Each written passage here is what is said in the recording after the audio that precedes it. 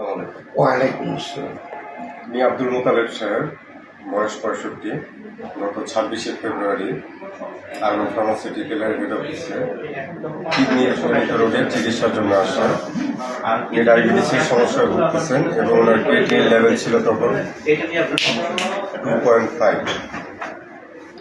ওনার প্রেসক্রিপশনে ওষুধগুলো দেওয়া হয়েছিল ডায়াবেটিসের উদ্দেশ্যে ডাইকেয়ার সহ সিরাপ, ব্রেন কেয়ার, কার্ডো কেয়ার এবং ভিভিয়ন। উদ্দেশ্য ছিল ক্রিয়েটিনিন লেভেলটা কমানোর জন্য। এবং উনি আজকে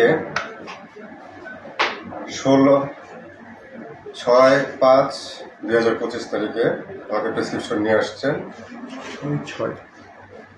এবং ক্রিয়েটিনিন লেভেল এখন কমে আসছে 2.5 থেকে 1.79।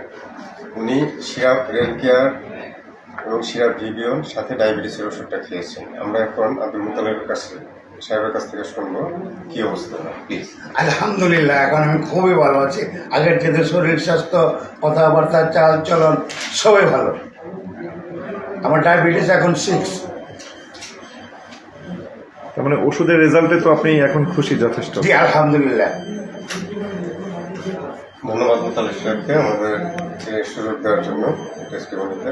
ধন্যবাদ।